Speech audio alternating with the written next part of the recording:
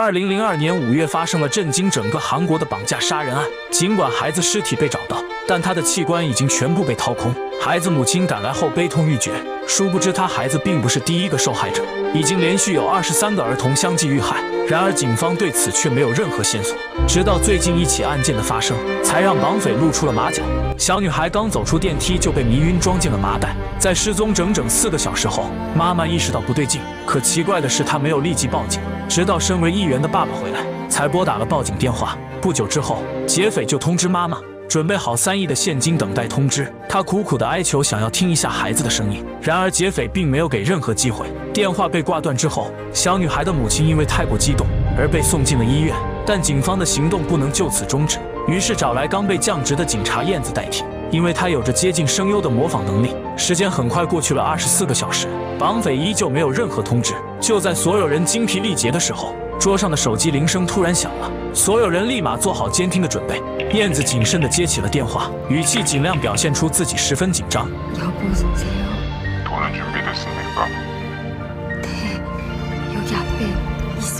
然而话刚刚说到一半，电话就被挂断，所有人都惊慌不已，以为绑匪识破了身份。可突然手机的铃声再次响了起来，燕子立马接了起来。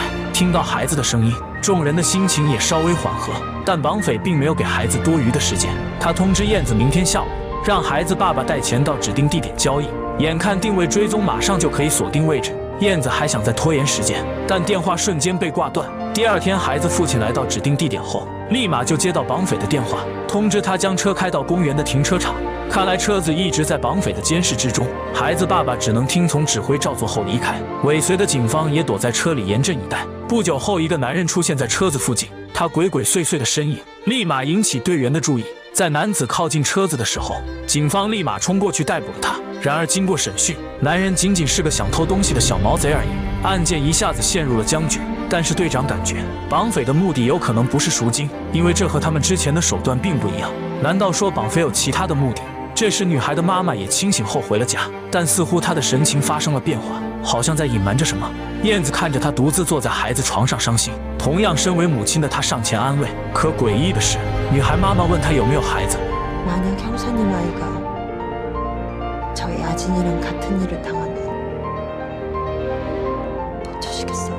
女性本若为母则刚，燕子立马说自己遇到这样的情况会不惜一切代价救回孩子。殊不知，此时的她已经进入了别人设下的陷阱。晚上，燕子家的门铃就响了起来，这时奶奶已经睡着，儿子还以为是妈妈回来了。妈。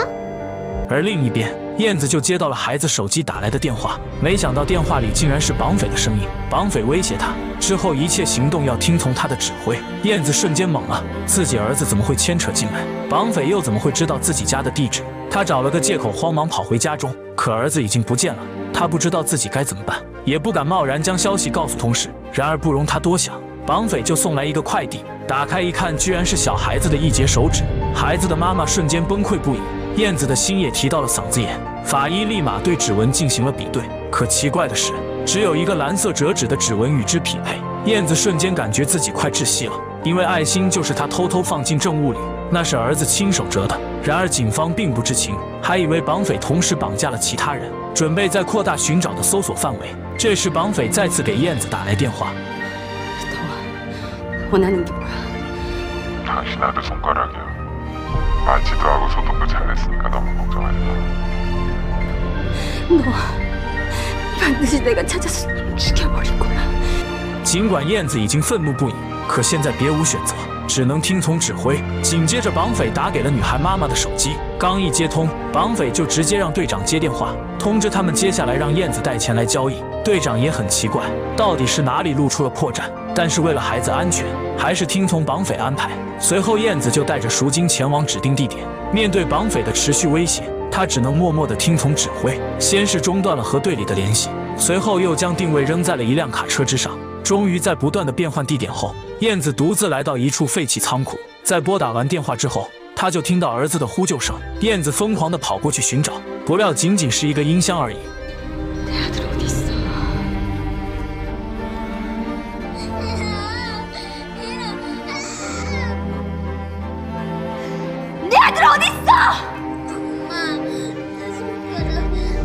听到到儿子痛苦的声音，燕子不得不跪下来求饶，只能按照绑匪的指示，将钱放在地上后离开。很快，一个男人兴奋地走了出来。就在他打开箱子高兴之时，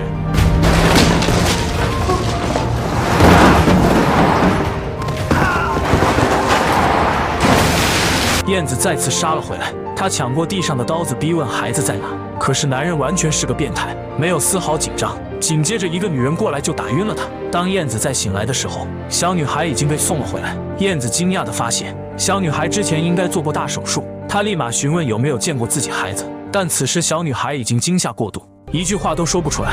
看着安然无恙的女孩，燕子好像明白了什么。她想起女孩和自己孩子是一个学校，但是这个消息自己只告诉过一个人。随后打电话告诉了队长位置，紧接着拿起面前的刀子别在身后，在公共厕所伪装好后独自离开。然而他并没有去寻找绑匪，而是来到了医院。就在女孩妈妈下来买东西时，燕子突然冲出来，死死地将她按在了地下，掏出匕首就抵在她的眼睛上。面对疯狂的燕子，女孩妈妈终于坦白了一切。原来她女儿之前经历过一次很严重的车祸，肝脏破裂，急需进行移植。本来没有合适配型，但医院院长不知道从哪里找来肝源进行了手术。她还以为是女儿幸免，殊不知院长看中的是丈夫议员身份。필리핀에서 의료 사업을 할까 하는데 남편분 도움이 필요합니다. 마틴 박사 말로는 남편분께서 정부 고위층하고 아주 친분이 두터우시다.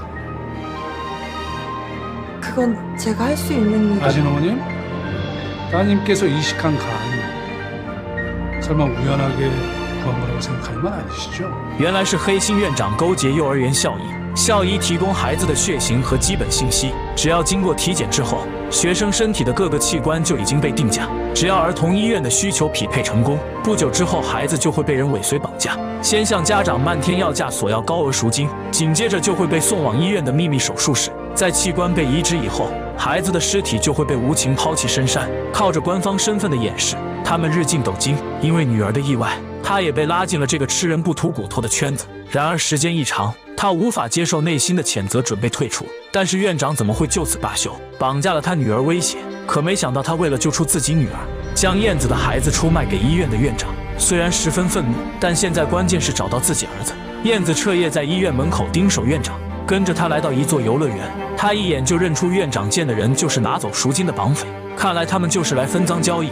而另一边，因为他的不辞而别，警方已经将他定为绑匪的同谋，正在进行通缉。就在燕子马上就要跟上绑匪时，巡逻的警察将他拦了下来。恰好这一幕被女绑匪看见，她立马意识到自己暴露了。为了提醒自己大姐逃跑，光天化日之下，女绑匪直接就对燕子开了枪，不料却打中了巡警。突如其来的枪声吓得所有人四散逃跑，燕子也连忙躲了起来。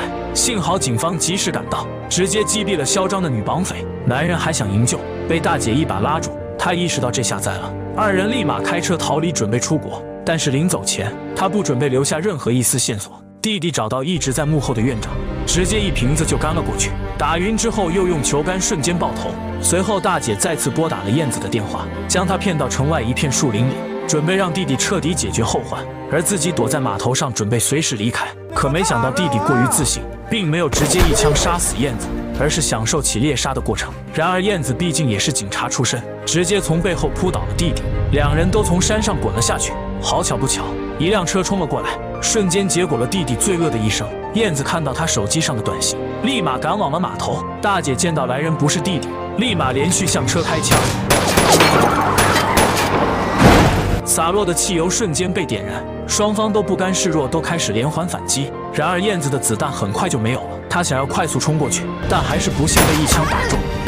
大姐知道来人是燕子，那就意味着弟弟一定发生了什么事情。她将枪口抵在胳膊的伤口处，双方打得难舍难分。但是燕子毕竟受了枪伤，很快就被打倒在地。就在大姐拿起鱼钩准备杀死燕子时，燕子拼命向前爬去，终于抢到了掉在地上的手枪，直接一枪结果了大姐的生命。燕子撑着最后的力气，终于在船舱里找到了奄奄一息的儿子。另一边，女孩妈妈也向队长交代了全部罪行。至此，这个罪大恶极的团伙全部落网。然而，这正义来得太晚了，多少儿童已经因此失去了生命。